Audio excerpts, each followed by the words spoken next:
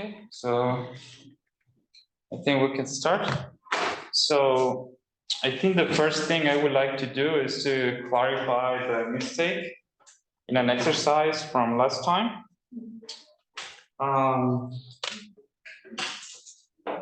And yeah, so it was very silly.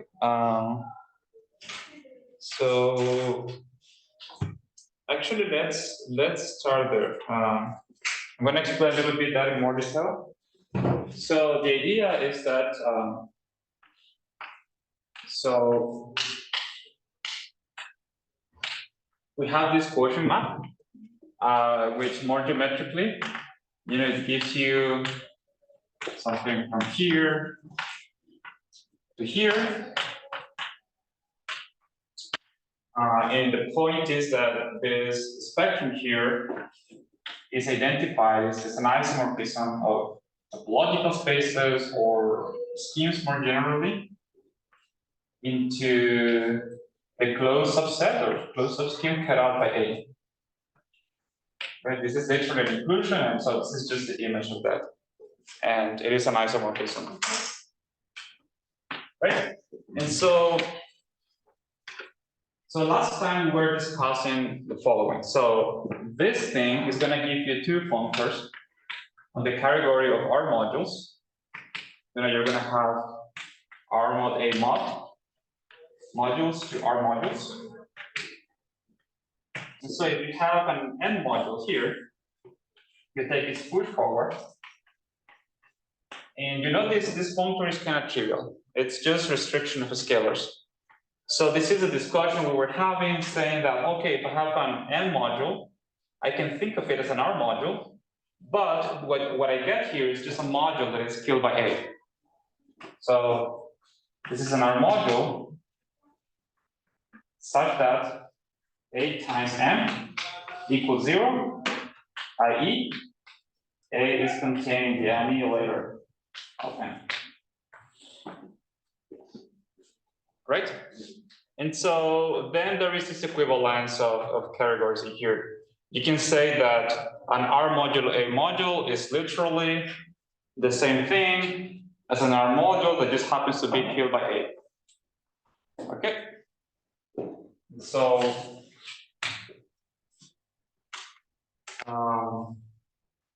okay, and so there is one more functor that we were talking about the other day, which would be I upper trick. So this functor goes from R modules to R modulo A modules.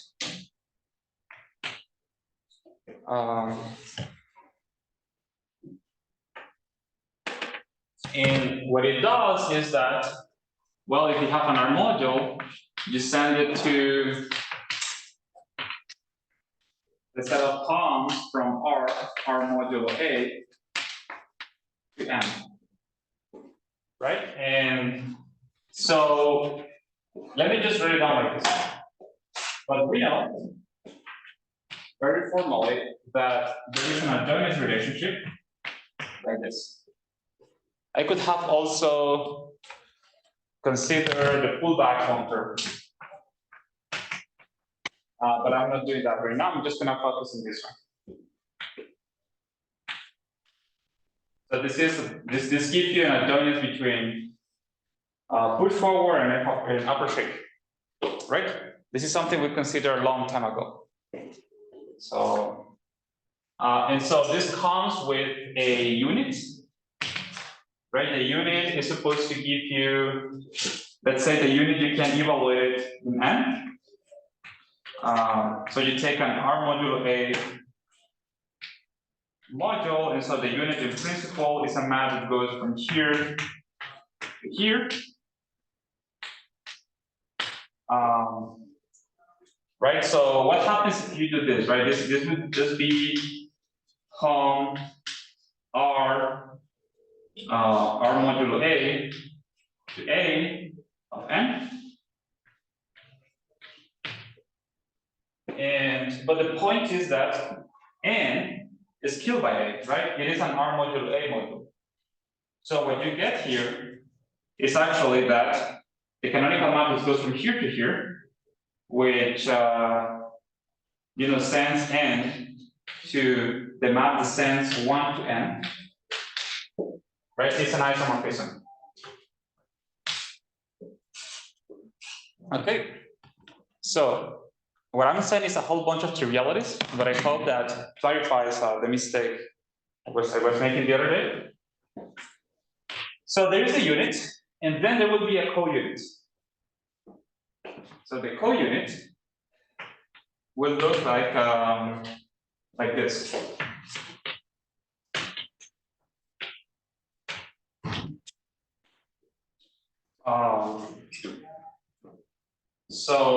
So here, what this looks like is just the observation we were making the other day, that if I have a thing here, actually I understand very well what the image of this is, right?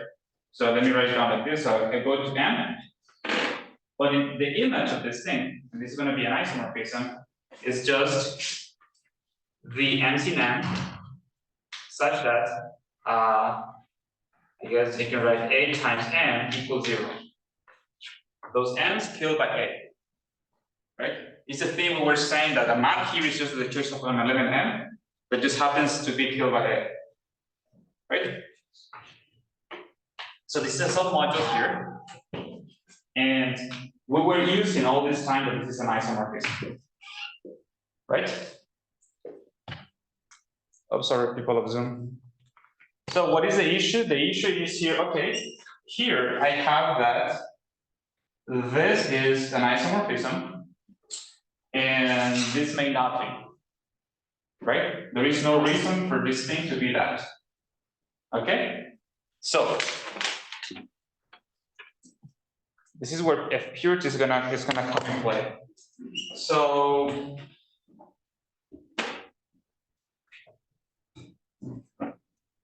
the other day we were talking about a few exercises. So if you want to check them out in the notes, we had 611. 611 says that if n, let me just say, is a Cartier, Cartier C module, then this helper street M is a Cartier submodule.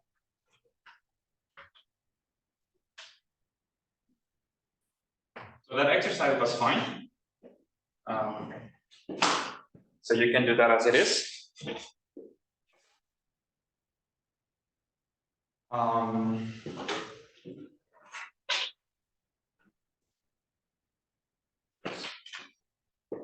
Page 54, where is it here?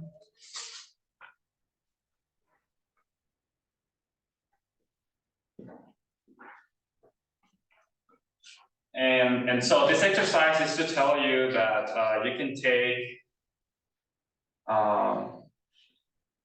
take R modules or Cartier modules, and you get the same thing here.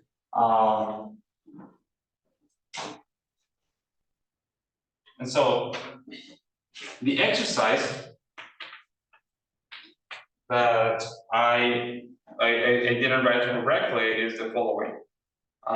So now we need exercise 612 to say the following. So as before, C is the Cartier algebra over R, and let's take M to be a Cartier C module, and now suppose that it is a pure.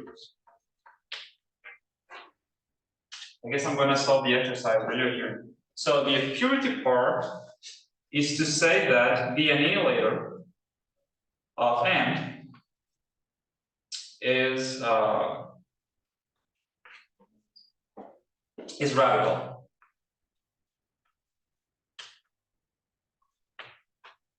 Right? And so this is just a remark. That was a previous exercise. And so the exercise is the following. Remove the camera. The exercise is that if the support of N is contained in the variety of A, then if upper street N inside here is an equality.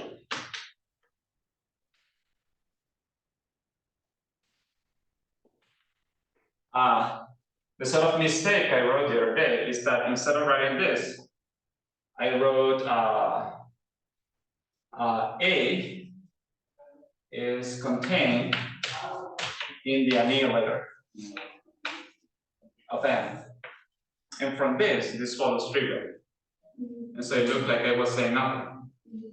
But the hypothesis I should have written is this one, which doesn't imply this, unless you know that the annihilator is radical. Because so the support is the variety cut out by the annihilator. But you know that you can go from varieties to ideals only up to radical, right? So, yeah, so this is the thing. And out of this, what you then have is that you look at a pure Cartier C modules, and now you write a geometric condition, which is that the support is inside the variety of A. And you want to go to, well, this one, here you go with F of a trig to F pure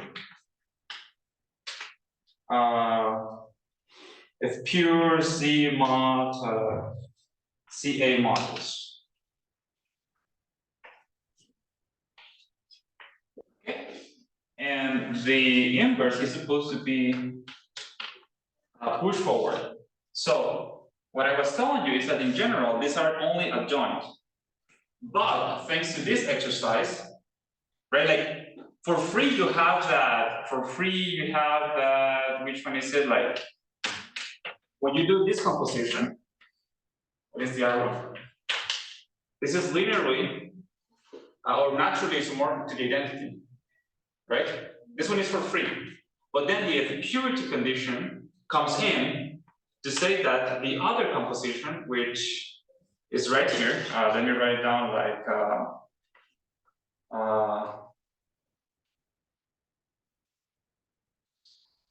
oh, sorry. What is, no. The one for free is the unit. The unit is for free. Where is it? Identity to upper shriek, push forward. This one is a natural isomorphism, no matter what. But the other composition is not. So the other one is this one into the identity. But once you restrict to pure things, then this becomes the identity. And therefore, the adjoint between these two objects that we have checked in general for very general maps induces an equivalence of categories. Okay?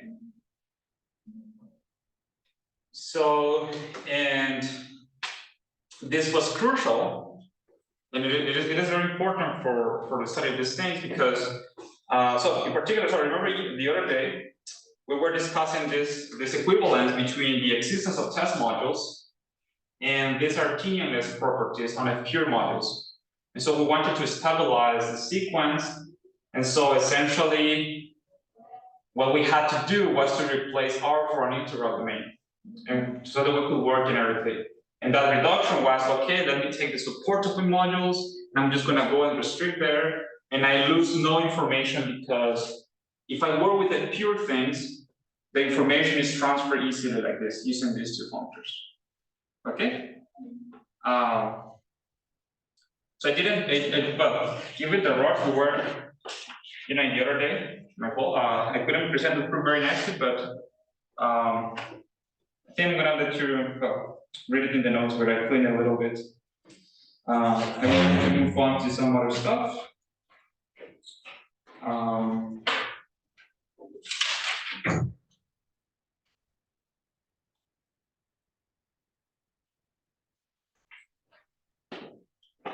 So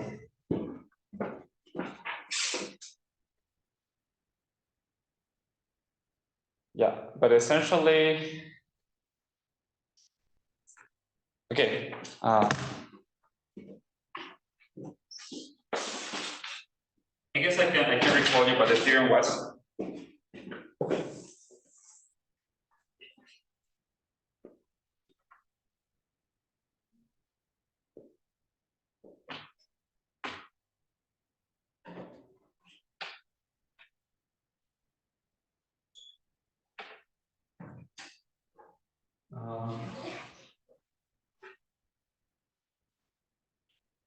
So last time we had this theorem that said that you have a Cartier algebra, and you can write down like this, a Cartier module, and then you look at the lattice of a pure submodules of n, all these substructures, and so this satisfies DCC, descending chain condition. The ACC one is for free. That just follows from our modules because we work with Noetherian objects, right? So ACC is for free. First thing. So you can only give tau n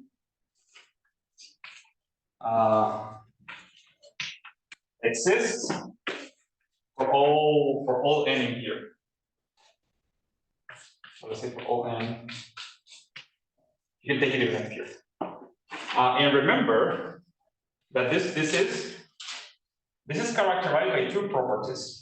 First of all, tau n is a Cartier submodule of n. It is a substructure here, but it is the smallest one that is not trivial. So that means tau n coincides with sigma generically for all n, minimum prime, let's say, or generic point in the support of n. So generic point or minimum. So for example, the classical example is like you have n is supported everywhere. It supports a spectrum of R is an integral domain. This just means that when we look at the field of fractions, we have the same objects. And so this is sort of to rule out trivial things to say that n is 0. Okay. So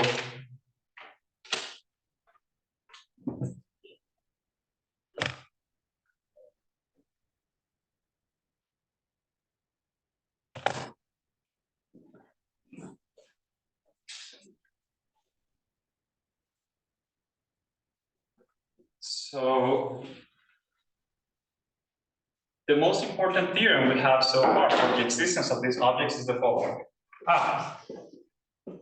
Just a remark of then what this entails, like, okay, once you know this T exists, you will have this ACC condition for F pure submodules. And so we were talking about the other day that perhaps the right thing to do is to always work with Cartier crystals, which is this thing in which you just say, okay, you know what, nilpotent structures are kind of dumb. I'm just going to declare all of them to be 0. It's sort of a similar process when you take a ring and you delete all nilpotents by just, taking the quotient by the nil radical, right? Topologically, you don't lose anything. It's sort of a similar thing. So you can work with the Cartier crystals, and what this says is that the existence of these objects, this test module, is equivalent to this category satisfying both ACC and DCC. So objects there have finite length, actually. And it is a very finite category, which of course, finiteness usually means it's very suitable for computations and so on.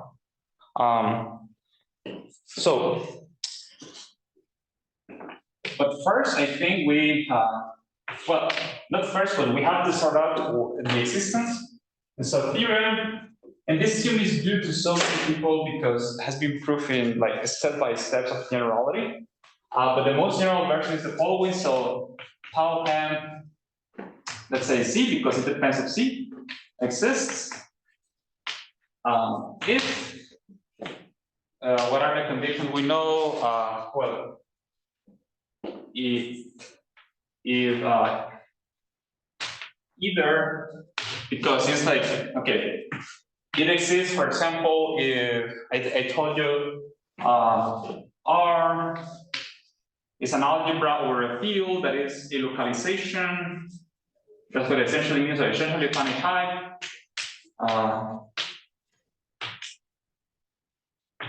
This means that R is a localization, remember, of an algebra that is finally generated of a field. Remember, we always work with a theorem and a finite ring, so this means that this field has to be a finite. So this is the geometric case, right? So if you're working with varieties, great. You have nothing to worry about. But we know that we're also algebra nerds, so we care about other situations. So we know this is the case if C is free. If it is generated by one single operator of any degree you want, let's say something like this. And the final case is if M is an ideal.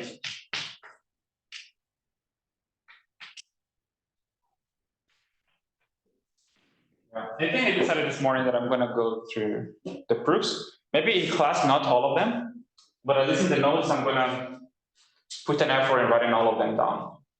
Okay? And there is an open problem to prove this in general. I think it's fair to say that we expect this to exist no matter what. If your ring is a finite diameter. But it shouldn't depend on the Cartier algebra.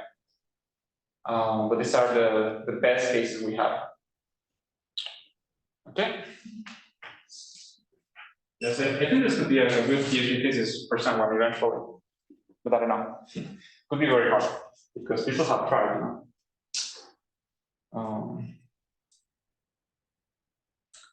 So, but I guess people, my guess is also people haven't tried too hard because these three cases are really good. Like in practice, these are the cases you encounter. But I think it's a challenge, it's my Michael challenge to complete the picture. It cannot be just these three cases.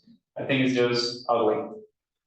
But certainly, I cannot think of a case in which this wouldn't suffice. You know, these are the substantial cases.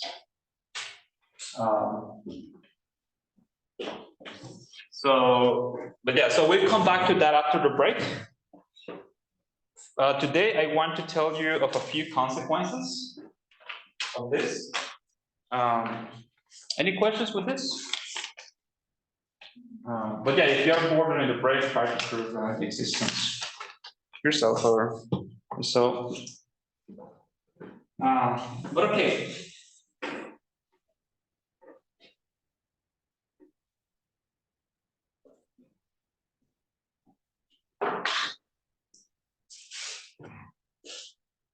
And so for today, I would like to start with the following result.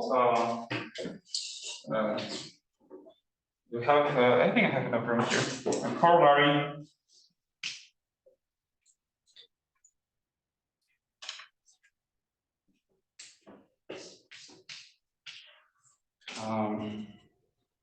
Well, I'm going to do this case. Let's take a pure Cartier module. Then we're going to look at the following set of ideals. I'm going to take the NA layers. In a sec, I'm going to give you a corollary that maybe it's gonna make more sense. And we're going to look at the Cartier submodules of M, and we're going to look at this NA layer.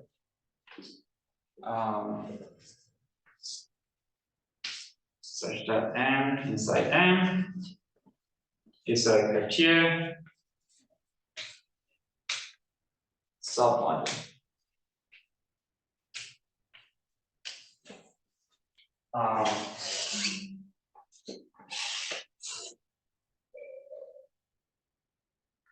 Let's look at this set.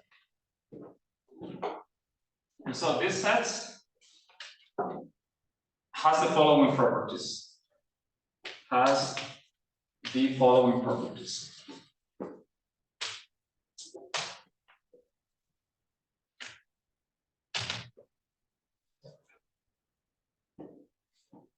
I'm going to give you first the easy ones. Well, B and C. So it is closed under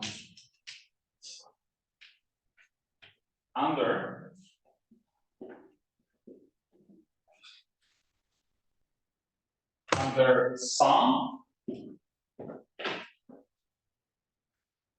and intersection.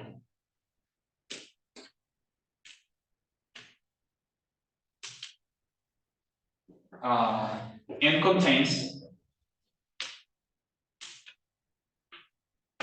0 and 1, the whole thing. What is another way to say the exact same thing? This is a subset of ideals, right? It is a sublattice of ideals. Okay? E, it's a sublattice.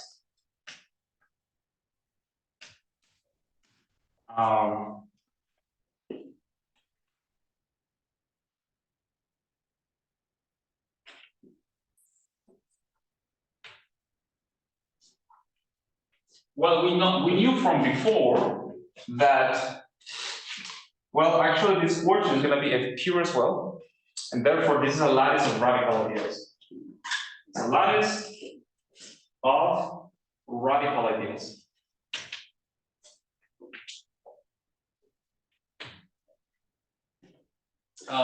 This property here is supposed to be simple enough, so it's going to be an exercise. Okay? This is really just definitions. There is not much that go into it. There is C that is more interesting, and is that it is closed. So these are a whole bunch of radical ideals. So we can look at its prime decomposition. I should be talking about primary decomposition, but the primary decomposition of a radical idea is just its prime decomposition, right? So it's closed under prime decomposition.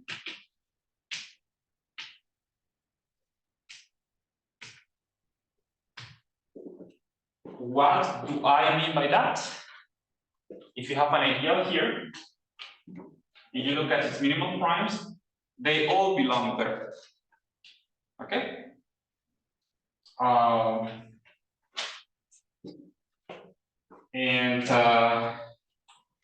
So this one is a bit harder, but it's an exercise too. In the sense that this is really straightforward. This still has just a nice observation. This one is a bit harder, but not too bad. And the one that is the actual beast in here, so now it's going to be a corollary, is finiteness. This is the striking property. It is finite too.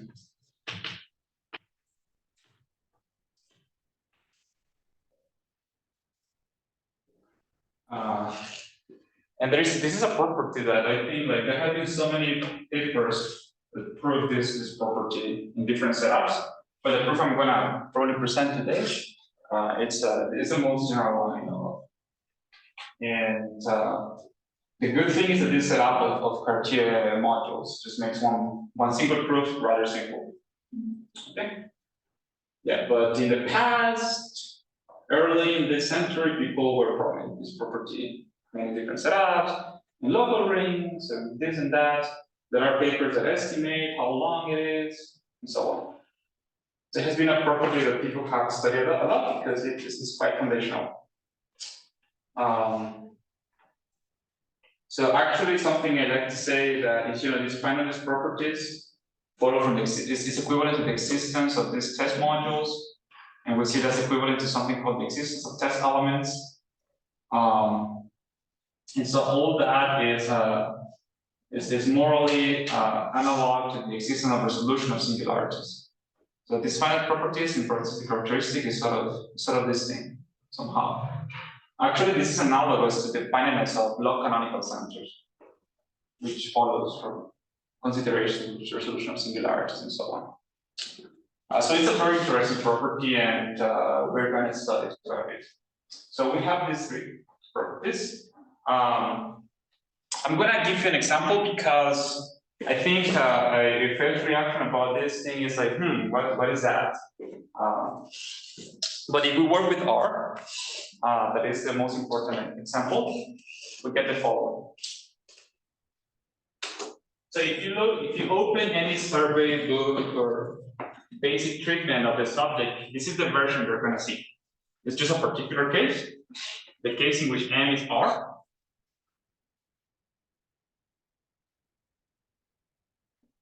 So a corollary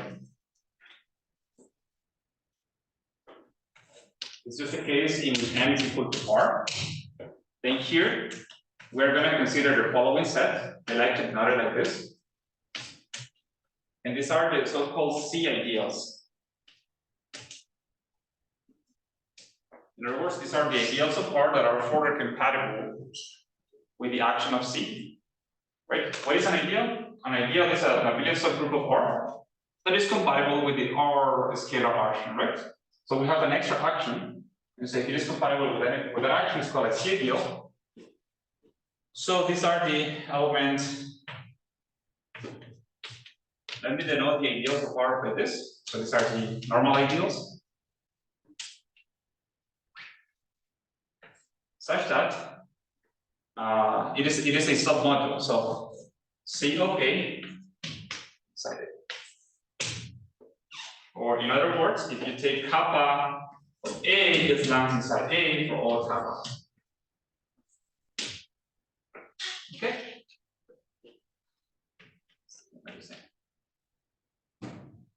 So this thing here,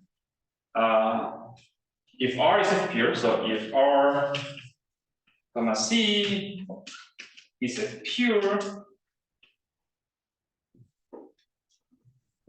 then all that this is a finite sublattice that is there is a word for a lattice that contains 0 and 1. The minimum one and the top one. What is the name for that? I forgot, but it's something like complete or something like that, or bounded. I think it's bounded. Finite bounded sublattice.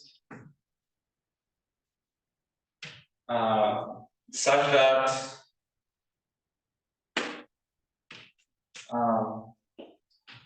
it is closed under prime decompensation.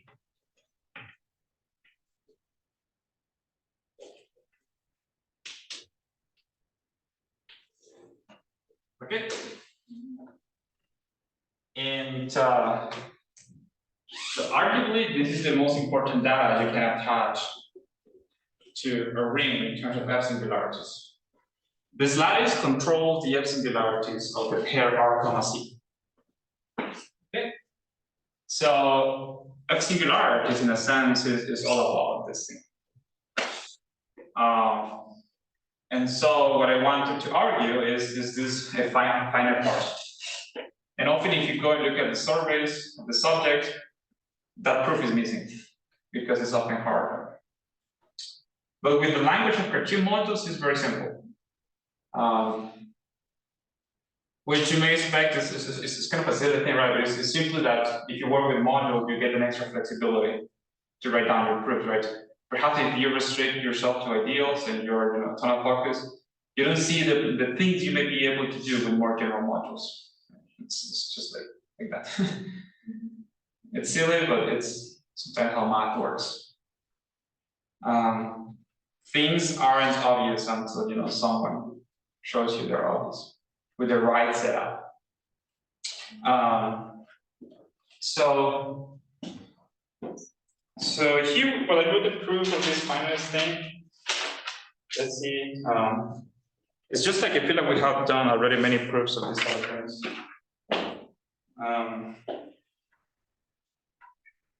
Where is it? 55.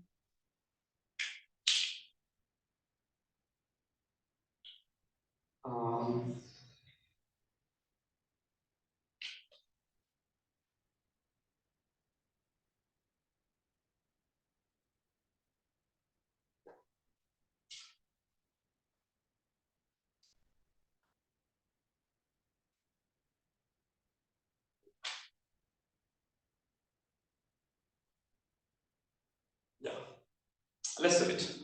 I guess if I do the proof, then it's going to justify the time I spent at the beginning clarifying a mistake earlier. Let's prove this finiteness thing.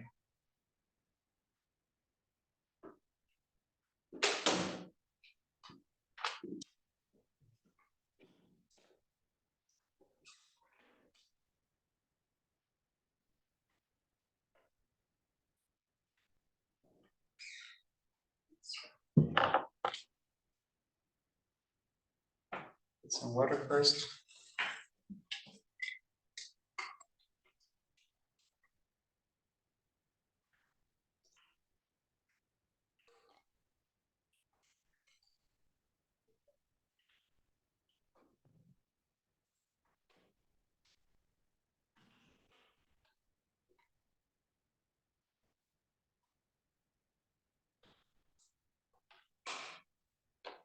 So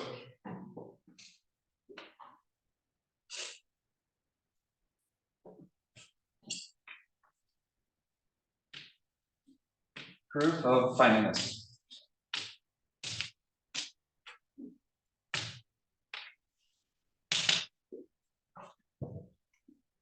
So the proof is an induction. You may expect on the dimension of R.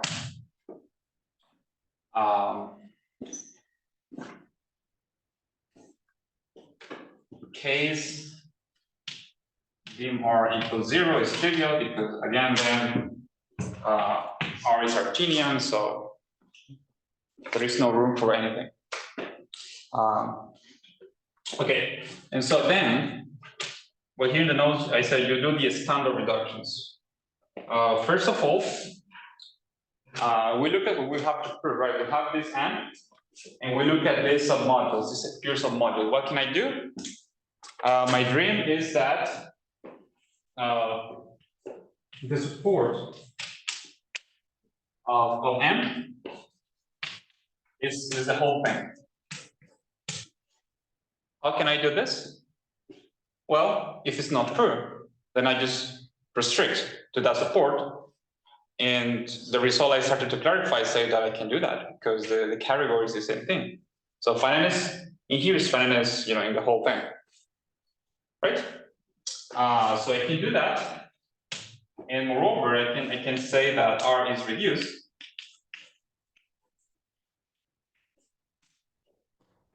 And so I'm going to have R, and R is going to have different irreducible components. And by the same thing, I can restrict to every single irreducible component.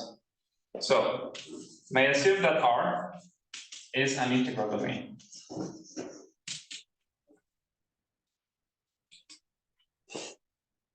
Okay.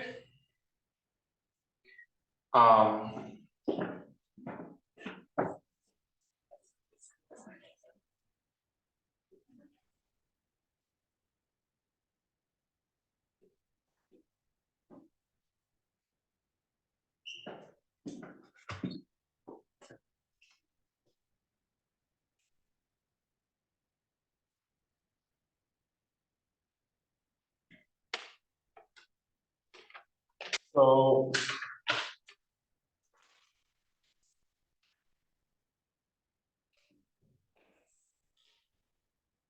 So suppose that the annihilator of n modulo n is different from 0.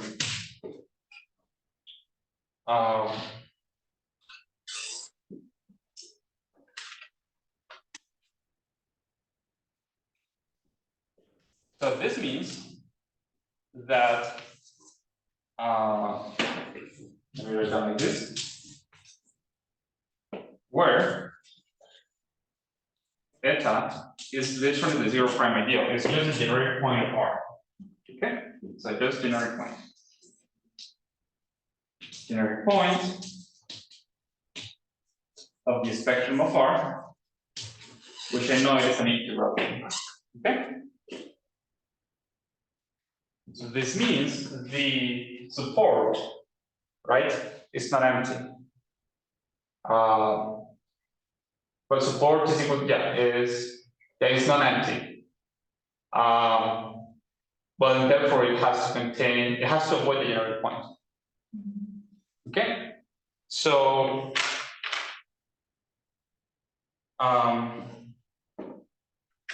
what does that mean? Because n is a pure, so this is sigma. I keep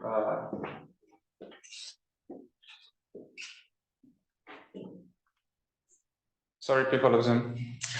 So what does that mean? Here's the thing, like this is an important, like it has to be a reflect for you if you want to become an F-singularity theorist. When you see this thing, you automatically do something. Equal generically, n is inside n. Sorry, the other way around. N is inside n.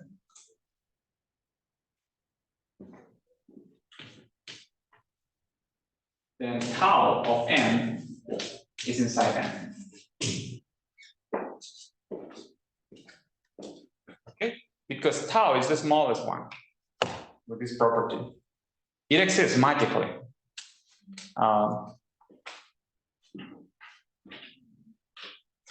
This implies that the annihilator of n modulo n contains the annihilator of n modulo tau of n. Let's go to this state, which we know to be non-zero too, because this is a great generality. How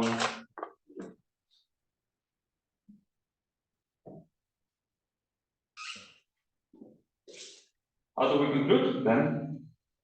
We restrict to R modulo A, and we conclude by induction. So restrict R modulo A and apply induction.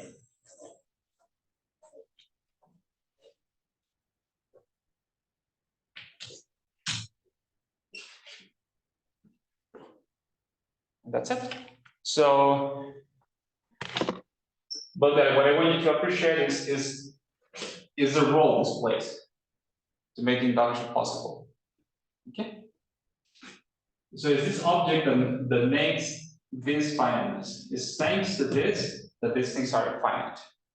Okay.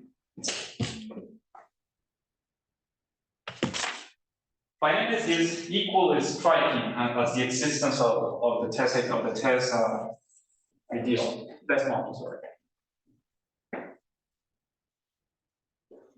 Okay.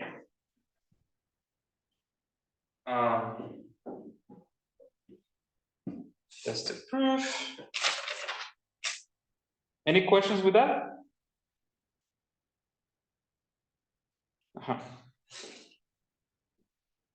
Then I would like to come back to the case in which m is equal to r,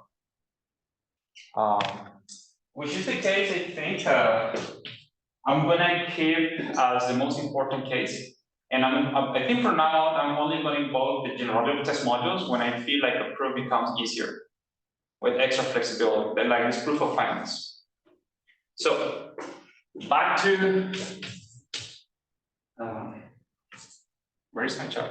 It has to check here. Back to M equals R.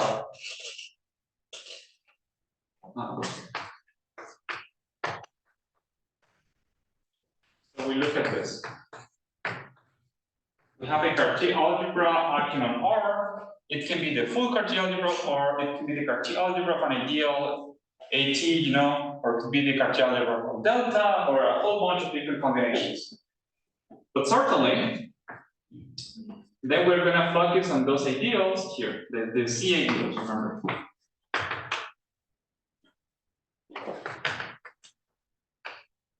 These are the substructures, right? Like, so C, A, C,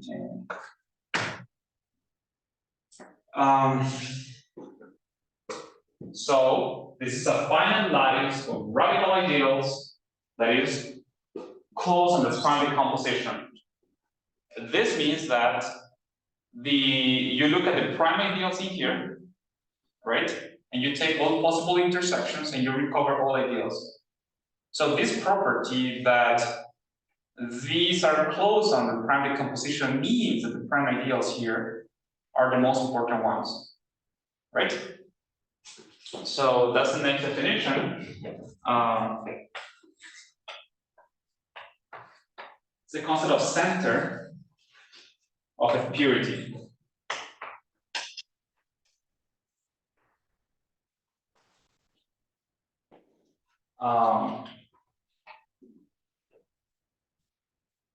So we're going to take this ideals in here,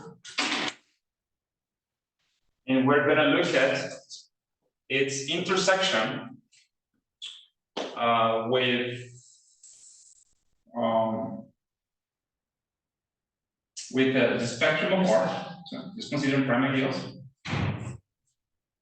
and we're going to call this centers of a purity. So this set, as it is the set of centers of purity. Center of a purity.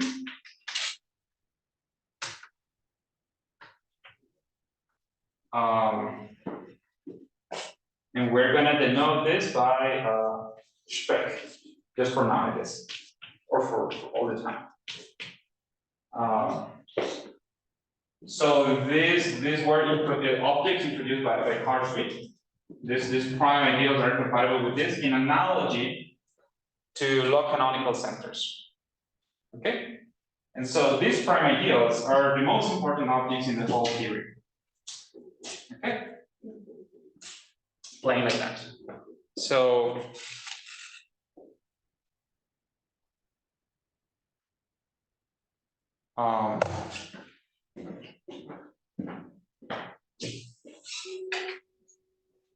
and there are finally many of them. The idea with this thing is that they tell you where the singularities are the most severe.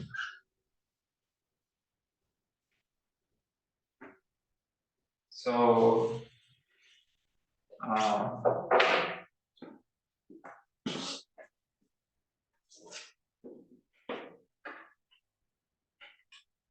yeah, let me give you, I guess, a definition of F-regularity now.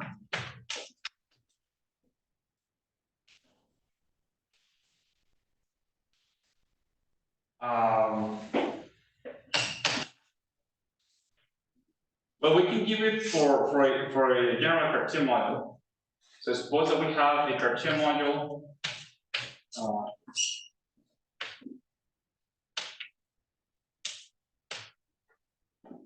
is a regular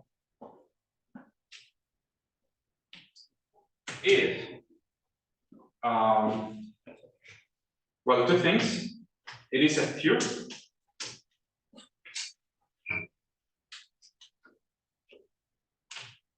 and two. Well, the definition is that tau of M equals M.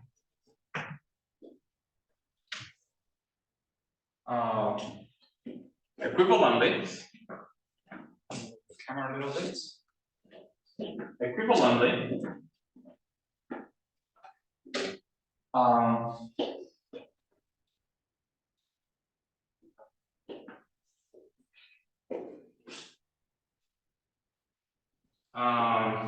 what does this mean?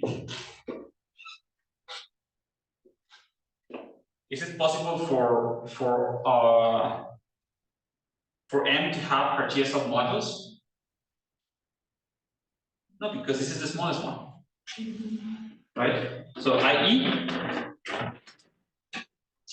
if N is a Cartier submodule, I'm going to put just Cartier here, then N is either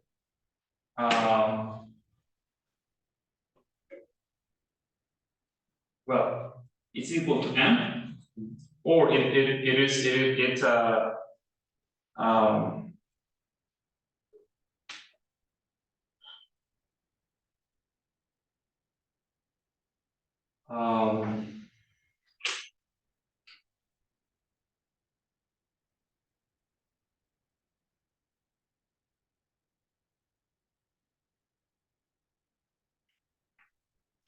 well, it's equal to M, or this is the annoying part. So or eta N and eta is equal to 0 for all eta minimal prime of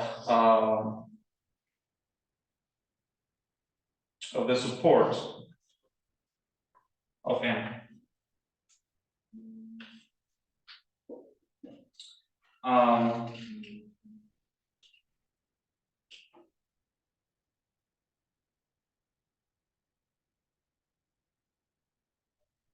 Yes.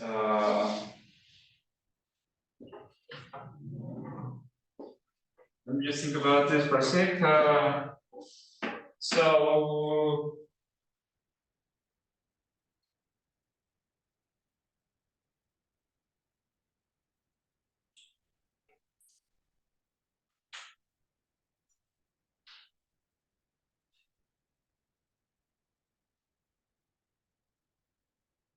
yeah, that's the best you can say.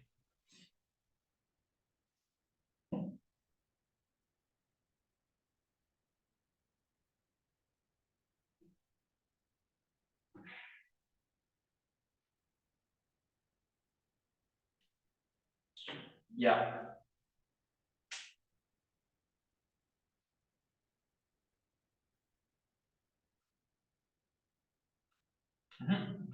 So this is why this is, I guess, more concise.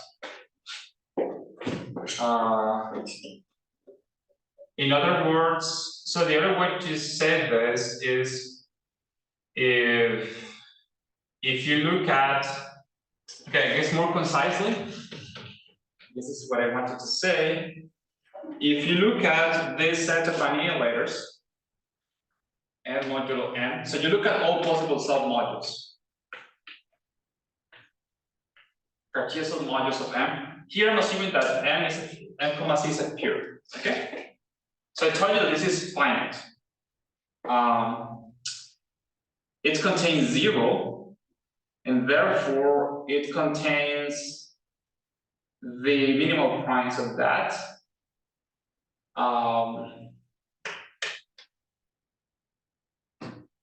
Well, it contains the minimal primes of the support of M.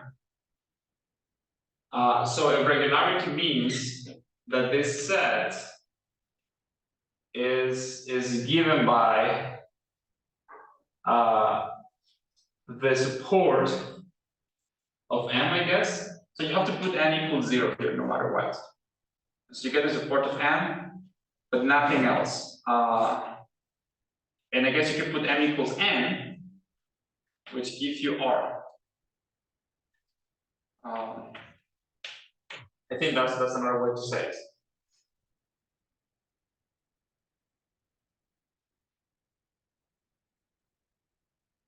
Right, so the only objects that can be here are those in which M modulo N, the annihilator of that is the whole support of M. Yeah. So yeah, either you agree with M generically, so you don't agree with M generically, or you are R. So Okay, so, but in the case m is equal r, this is much simpler. So let me write it down. In particular,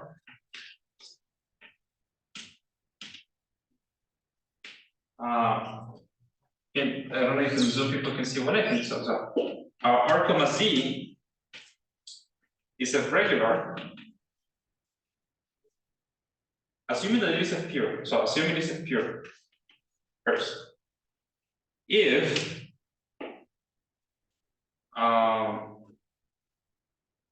when you look at the set of comparable ideals, this is given by, well, the zero ideal has to be there, but so what is slightly unknown is that you also have the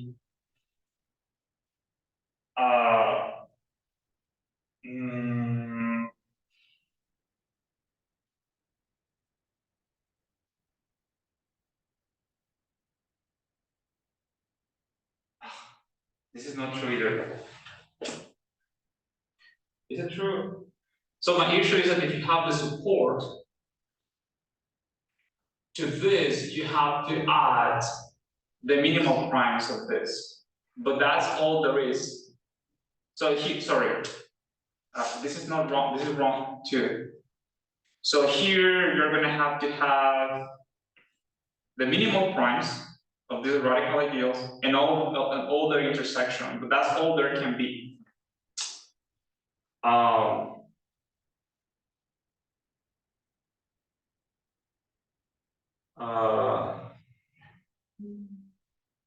So here I should say that, so you have 0 for sure, you have 1, those are those that they have to be there, but then you also have the minimum primes.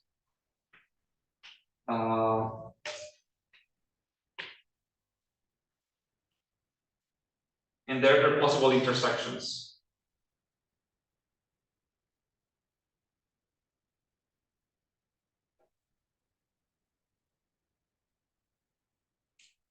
So I guess that the clean way to say is that a spec of R comma C is just the minimal primes of R.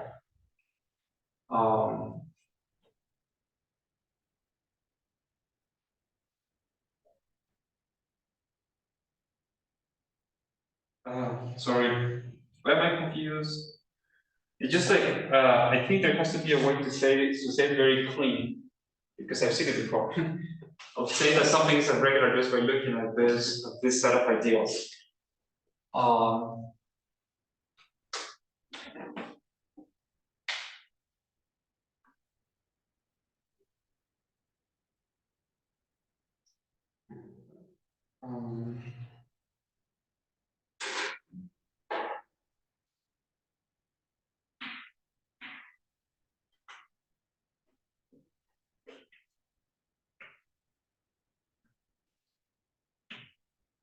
Of course, if R is an integral domain, I can just say this.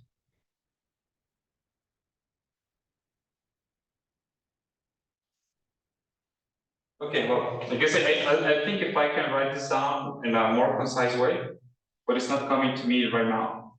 I thought I knew, but yeah, certainly is that it has to be 0, 1, and the possible minimal primes of 0. That's all there can be as a compatible ideal. The trivial ones.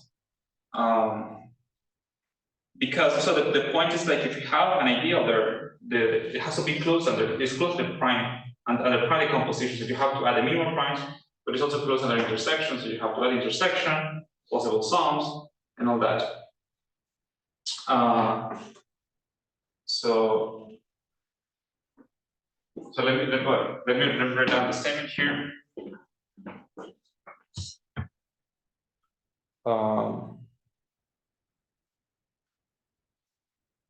This isn't the statement I wanted to say for R comma C.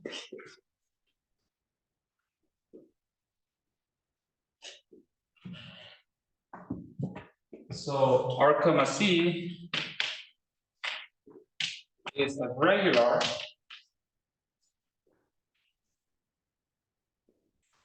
if and only if spec of R comma C is the set of minimal primes of R. So the minimal primes of R.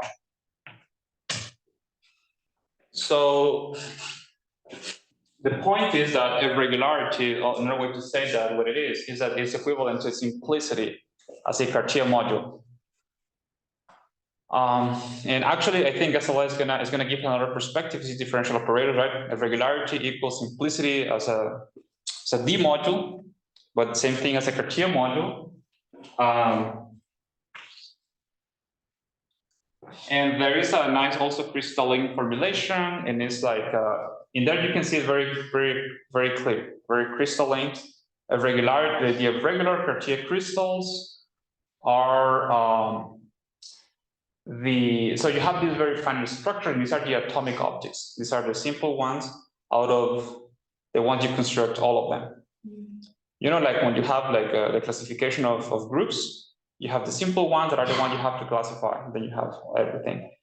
Same thing for a regular. The irregular Cartier crystals are the atomic ones, and then out of them you construct everything, essentially. So this is why this is like a very beautiful notion. Let me give you one more definition. R is a rational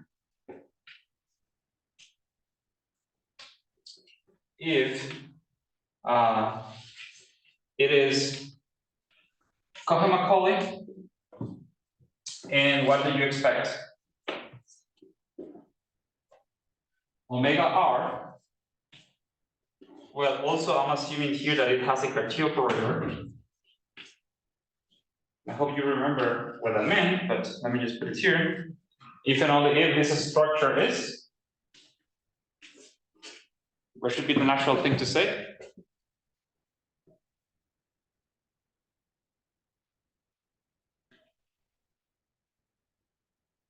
If regular.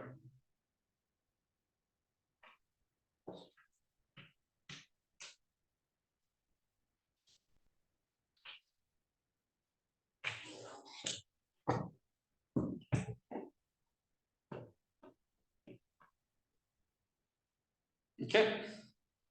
And so, and I can tell you now the glorious diagram of F-singularities that we have so far.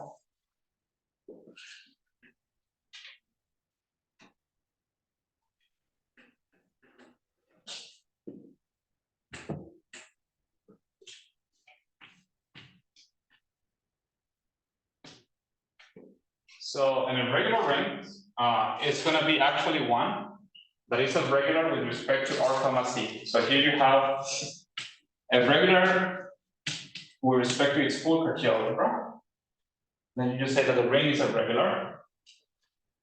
We are going to see, I guess the picture is more often like this, that this implies a pure. But that's very simple to see. You gotta believe me there. We saw that this implies F injected. Now we have a new notion. This. For the definition that we give you should imply F injectivity, right? Because F regularity implies F purity first of all, right? So this is going to imply F injected.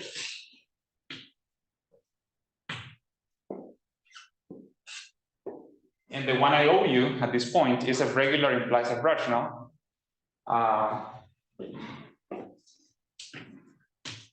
That finished the whole picture. And this is the one we're going to do after the break. And that's going to be another very, very important result that is non-trivial. But it's one of the gems of the theory that if regular implies irrational. I mean, this one is trivial just because I gave you the right definition. But based on the original definitions, it's not easy at all. Okay. So we've got this one. This one we have seen already, right? So this one is fine. Yes, I owe you this one.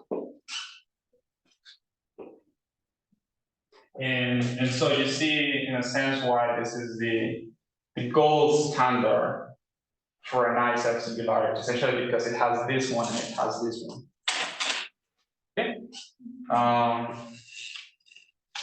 So I think I would like to stop earlier, also because I'd like to take a little break. I have to give another lecture right now, so I think we can stop here. And so after the break, we're going to work very hard to prove the existence of test elements. And then after that, we're going to work very hard to actually understand what a regularity means in practice. And by doing that, we're going to be able to crack this down.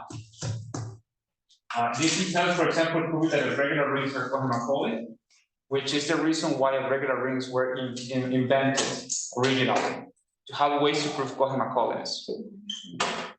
And that then is going to give you this nice result.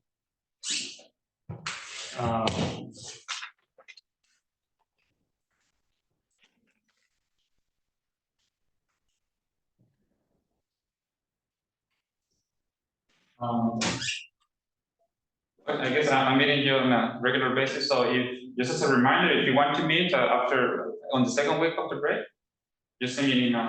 We can set a Zoom meeting, but okay. It could be on the regular time you want to meet. And one more thing. Next week I'm going to be thinking where it would be good to accommodate your talks. I just want to have like a good idea, like the times and everything, and then I'm going to ask you if that works for you. But it's going to be more towards the end, in May, something like that. So it's okay, whenever you say I'm ready. Tomorrow? Tomorrow, yes. I think you're the only one who haven't talked about much about a project, right? So we said to be something about the example of the determinantal ring, something like that. Okay.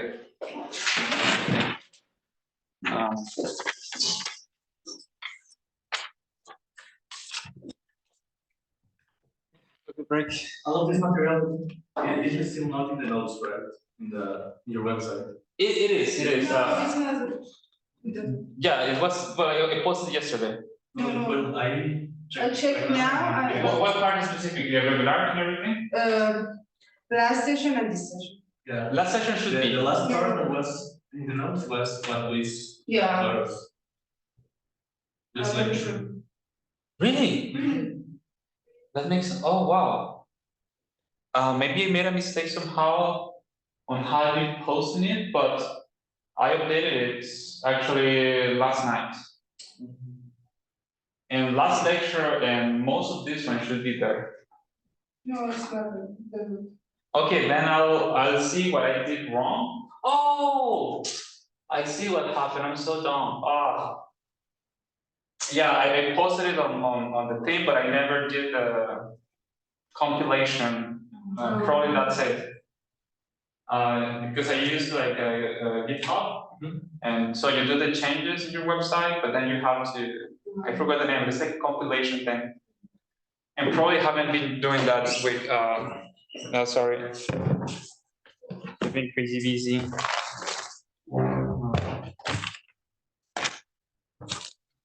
Enjoy the break. Take it easy. Don't go crazy.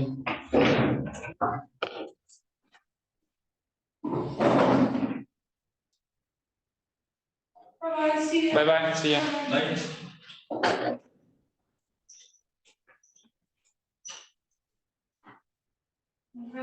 Hasta luego. Bye.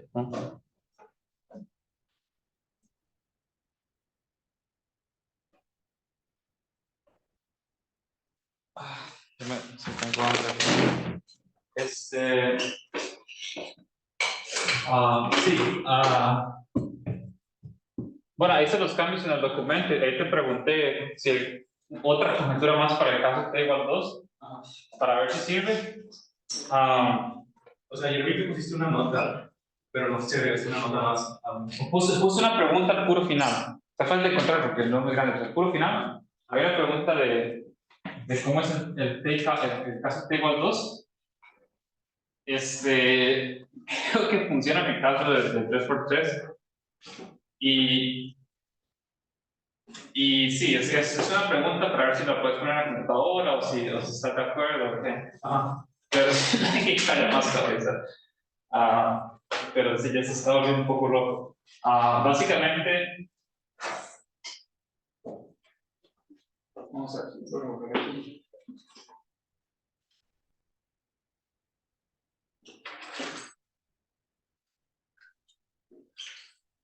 Creo que no viene nadie después de nosotros. Yo creo que no. En toda la tarde. Falta borrar mucho. Básicamente, al menos en grado sí funciona. Y eso tiene que ver porque estamos buscando un polinomio primo al final del día, ¿no? Para F. Entonces, voy a hacer el caso 3x3 para explicar cómo sería. Entonces, vas a tomar la matriz, te paras aquí y tomas que creo que se llama cofactor en expansión de no sé quién, de Laplace, algo así. No, entonces aquí vas a poner este. O sea, pones ese, lo reemplazas acá. Para este la misma cosa. Pues tomas estos dos, ¿no? Ya la matriz de cofactores. Una cosa así, ¿no? Que así es como se saca la inversa. La adjunta, ¿no? La adjunta, sí, pero la inversa se saca de la adjunta. Sí, ok, saco la de cofactores. Ajá, esa adjunta. Allí me puse, ¿cuál es el nombre de eso? Pero es como una cosa así, ¿no? Bueno, pero la calculo. Ajá, y calculas el determinante de esta, que si la primera es invertible, esta es invertible. De hecho, es un teorema. Entonces, calculas eso y mi conjetura, bueno, digo, es que pregunto, la pura verdad, es que es el determinante de esta matriz. Que está relacionado de alguna forma que no me acuerdo bien con el determinante de la primera. Sí. Porque una es invertible si solamente sirve de la otra. Sí. De hecho, Sí. creo que el determinante, o sea, porque el determinante de. Creo que el determinante de la primera es esta por. O ¿cómo es? Si es que esta es al cuadrado, una cosa así. No, es como. Bueno, es una cosa así, pero creo que podría funcionar dado los grados y ese criterio.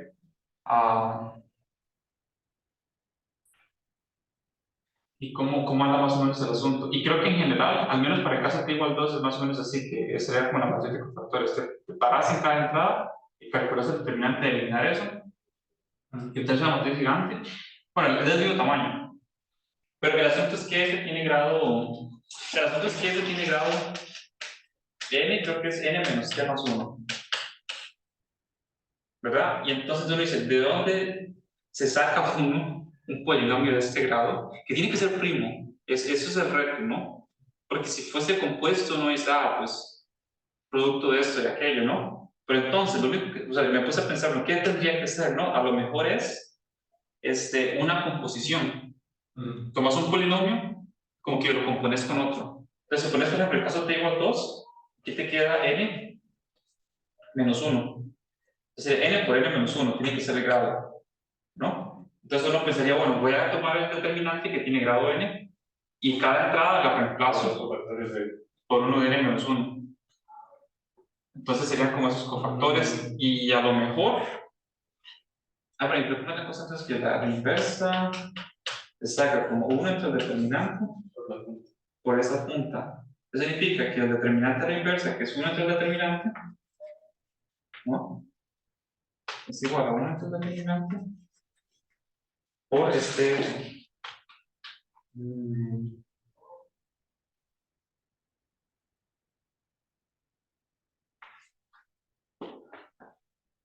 tiene que tener. Estoy de la mate mal.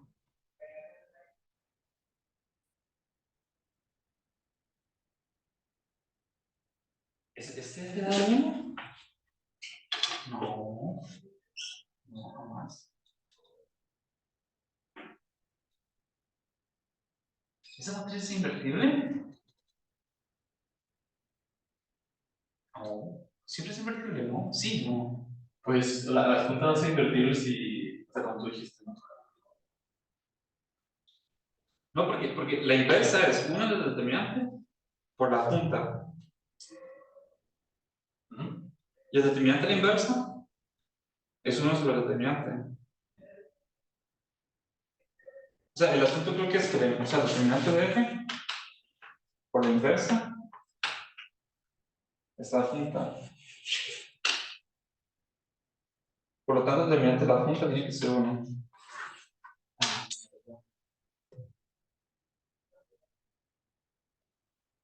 Pero la punta no lleva unos signos. Creo que sí. Sí. Sí lleva unos signos, de hecho. O sea, la punta va a ser determinante. Es que una es la de cofactores y otra creo que es la punta. Y Sí, No, yo sí me tengo que ir, no quiero suceder. Bueno, ya me perdí hasta. Me toca pagar acá. Uf, mira, no paré de